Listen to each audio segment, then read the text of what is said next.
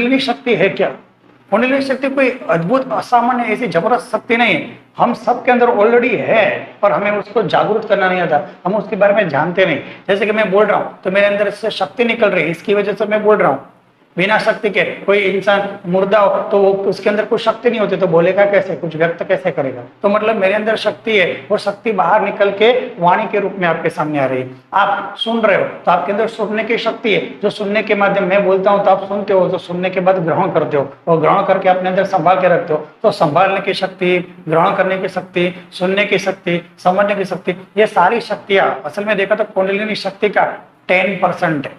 लेकिन ये शक्ति है जो हमें दिखती है किसी इंसान के अंदर, सुनने की, समझने की, सोचने की, देखने की, जो विशाल शक्ति दिखती है, वो असल में 10% है। वो परमात्मा ने 10% जागृत करके दी है, लेकिन 90% सुषुप्त है हमारे ही अंदर। अब ये शक्तियां किस तरह से, जैसे इंसान का शरीर है, इस तरह से अगर इंसान के शरीर को हटा दिया जाए तो फिर भी एक ऊर्जा का शरीर रहेगा। जैसे कि मैं आपको कहता हूँ कि अगर हम इंसान का एक्सरे निकलवाते हैं तो बाहर का शरीर तो आएगा नहीं, तो हाड़ पिंड अस्थियों का पूरा शरीर आएगा, मतलब स्केलेटन, मतलब ये अस्थियों का पूरा बना हुआ शरीर दिखेगा। तो क्या हमारा शरीर ऐसा है, बाहर से ऐसा दिखता नहीं, पर अंदर से हमारा एक और शरीर है जिसके अंदर अस्थियां, ये सब स्नायु सब दिखते हैं।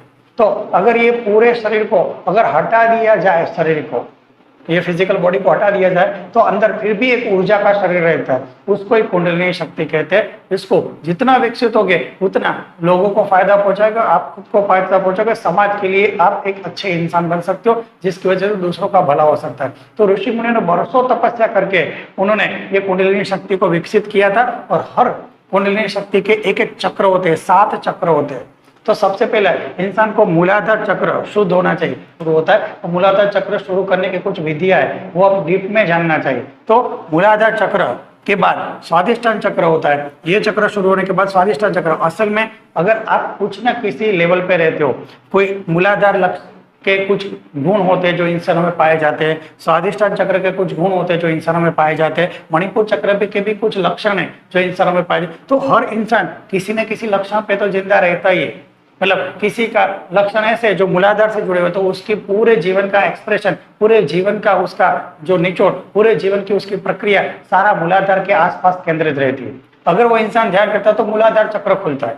अगर कोई इंसान बहुत ज्यादा सोचता विचारता है तो उसको आज्ञा चक्र पे भी जिंदगी बीत जाता है, उसको कुछ फीलिंग कुछ लेना देना नहीं, उसको किसी से कुछ लेना देना नहीं, बस बुद्धि से, तर्क से, अनहद बुद्धि और तर्क लगाता रहता है। इतनी बुद्धि के तर्क, हमें आश्चर्य लगता है कि इतना कैसे सोच सकता है। तो इतना इसलिए सोचता है क्योंकि उसका पूरी एनर्जी, पूरा ध्यान, पूरा ज्ञान, सब कुछ उसकी प्रक्रिया पूरे माइंड से चलती है। अगर वो इंसान ध्यान करता है तो फिर 6ठा चक्र खुलता है, आज्ञा चक्र।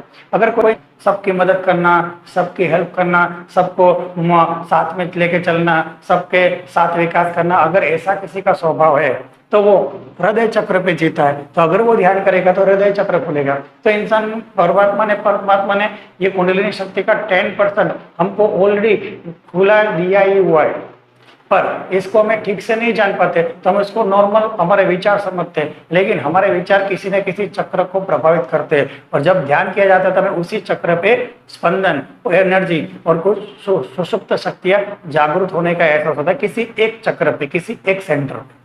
तो कहने का मतलब कि अगर हम अपने जीवन में किसी एक चक्र पे, एक केंद्र पे रहते हैं तो हमारा बाकी का जो 90% ऊर्जा है वो संतुलित नहीं होती, असंतुलित होकर एक चक्र पे रहती है। तो हमें इंसान को सब कुछ लेवल पे, सब लेवल पे अपने चक्रों को विकसित करना चाहिए। तो ऋषि मुनियों ने जो टेक्निक बताई वो टेक्निक का इस्तेमाल करेंगे, और उन्होंने जो कुछ रूल्स बताए उस रूल्स को फॉलो करने से वो पर्टिकुलर चक्र खुलता है। और पर्टिकुलर साधना देने के बाद, और पर्टिकुलर कैसे कहते हैं, जैसे कि आपको बताता हूँ, आपको कुछ प्रॉब्लम हो तो डॉक्टर के पास जाओ तो डॉक्टर दवाई देते हैं, पर साथ में कहते हैं ऐसा मत खाना, ऐसा मत करना।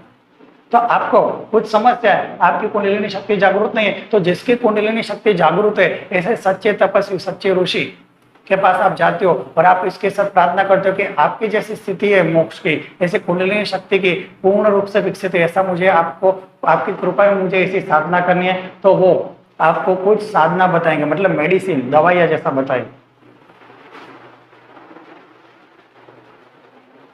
दवाइयाँ जैसे मेडिसिन तरीके से साधना बताएंगे, साथ में आपको ये नहीं करना है ऐसा उपदेश भी देंगे, क्योंकि ऐसा करेंगे तो वो साधना कुछ काम में नहीं आएगी। जैसे डॉक्टर दवा देता है लेकिन हम वो रिवर्स चीज करते हैं, वो खट्टा नमकीन वैसा कुछ खाते हैं, तो दवाइयाँ ठीक से काम नहीं करती, तो आप कहते डॉक्टर ठीक नहीं।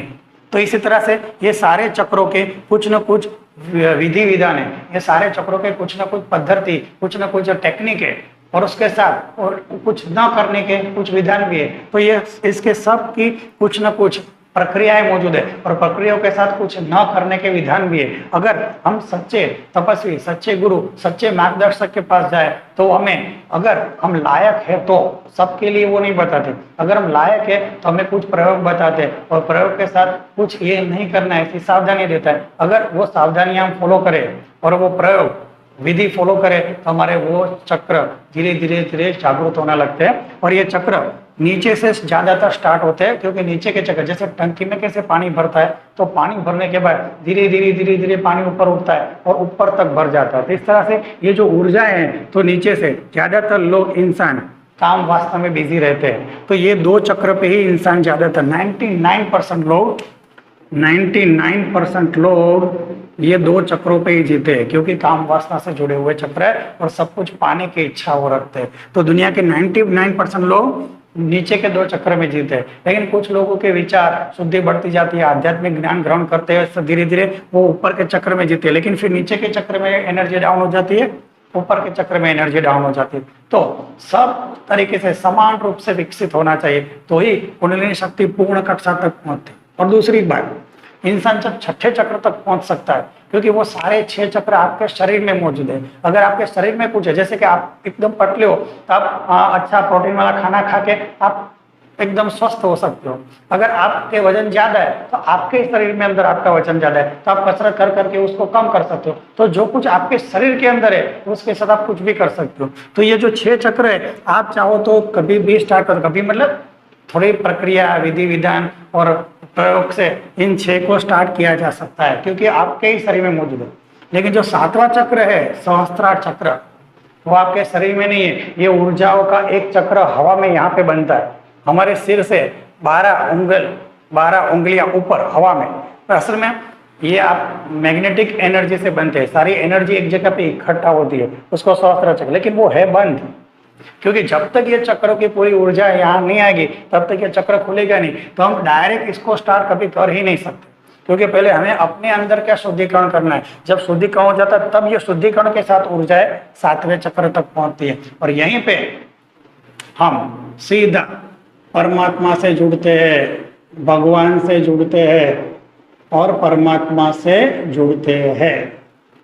तो कहने का मतलब परमात्मा के ज्ञान की प्राप्ति हमें इसके बाद, हमारा शरीर जब खत्म होता है तो यहाँ पे एक ऊर्जा केंद्र है, वहां तक अगर आपकी आत्मा विकसित हो जाती है तो यहाँ से असीमित ब्रह्मांड का रास्ता खुलता है, और वहीं से परमात्मा का पूरा ज्ञान फिर हमारे माइंड में, हमारे शरीर में डाउनलोड होता है, मतलब हमारे अंदर ग्रहण होता है। फिर हम भी दूसरों को वो रास्ता बता सकते हैं कि किस तरह से आप करोगे तो होगा। जैसे आपके गुरु ने आपको समझाया, क्योंकि वो सहस्त्रार चक्र तक पहुंच गए थे, अपना पूरा शरीर का शुद्धिकरण करके आत्मा अपने टॉप लेवल पे, मतलब सहस्त्रार चक्र पर पहुंचने के बाद आत्मज्ञान, मोक्ष की स्थिति प्राप्त हो गई, मतलब ब्रह्मण ज्ञान का स्थिति प्राप्त हो गई और निर्वाण को प्राप्त हुए। पर हमें तो सारे चक्र दूषित है, तो धीरे धीरे करके हमें शुद्धिकरण करना पड़ेगा। तो उन्होंने एक प्रक्रिया बताई और ये नहीं करना है, वो हमने भी किया। तो धीरे धीरे बहुत सालों के बाद ऐसी प्रक्रिया धीरे धीरे बढ़ते बढ़ते हम भी उस लेवल तक पहुंचते जहाँ पे शून्य शिखर पर अनहत बाजे, मतलब यहाँ पे शून्य शिखर है, शरीर के बाहर निकल के ध्यान करना होता है। तो वो स्थिति कब आती है, जब हमारा शरीर पे हमारा नियंत्रण हो जाए, हमारी बुद्धि, मन और शरीर बिल्कुल वो ना करे जो हम नहीं चाहते और वही करे जो हम चाहते, और वो हम जो करते वो समाज के भले के लिए हो। आप जो चाहते हैं ऐसा आपका मन, शरीर और बुद्धि करते हो तो फिर आप समाज के काम में आते हो ना आते हो ऐसा कुछ तय नहीं है। पर जब आपका शुद्धिकरण होता है तो आपके हर विचार, हर काम, हर बुद्धि, हर तर्क आपका समाज के भले के लिए होता है। तो जब आज्ञा चक्र तक इंसान विकसित हो जाता है तो समाज के लिए एकदम आशीर्वाद रूप हो जाता है। फिर बाद में उसको शून्य शिखर, जहाँ पे शरीर के बाहर का ध्यान करने की एक लेवल खुलता है। जब ये लेवल खुलता है तब उसका परमात्मा का ज्ञान होता है और उसकी मन, बुद्धि, इंद्रिय एकदम दिव्य हो जाती है, और वो जो ज्ञान प्राप्त करने के बाद दूसरों को भी वो ज्ञान बांटने की कोशिश करता है। तब जब वो ज्ञान दूसरों को भी बांट देता है तब वो परमात्मा में चला जाता है, क्योंकि अपना ज्ञान दूसरों को दे के ही वो चले गए। तो ये पूरे एक आध्यात्मिक प्रक्रिया है। इसमें सातों चक्र को क्रॉस करके, जैसे टंकी में पानी धीरे धीरे भरता है, तो एक एक चक्र की अलग अलग साधना है, अलग अलग विधि विधान है जो मैं नहीं करना चाहिए, ऐसे सारे काम है, वो तक या आज्ञा चक्र तक आप खुद आ सकते हो।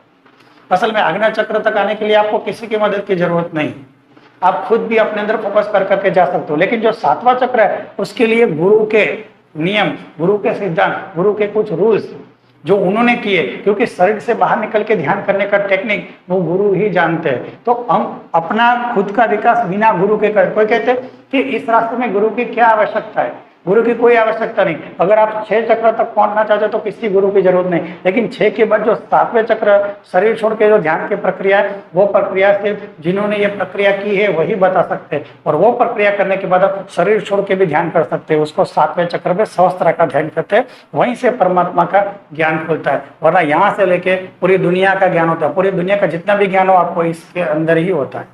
तो अगर आपको डिटेल वर्जन चाहिए और ऐसा वीडियो अच्छा लगता है बिना एडिटिंग के, नेचुरल वे में मैं आपको समझाता हूँ, तो शेयर और सब्सक्राइब कीजिए ताकि मुझे मालूम पड़े कि एडिटिंग के बिना आपको नेचुरल तरीके से अच्छा लगता है। और एक एक चक्र मैं चाहता हूँ, एक एक चक्र में नेचुरल तरीके से आपको एक एक चक्र के वीडियो लेके आपको समझाऊँ, ताकि एक एक चक्र का डिटेल वीडियो इस सब बोर्ड पे आपको समझाऊँ। अगर वीडियो अच्छा लगा तो शेयर और सब्सक्राइब कीजिए। सुनने के लिए थैंक यू। जय गुरुदेव।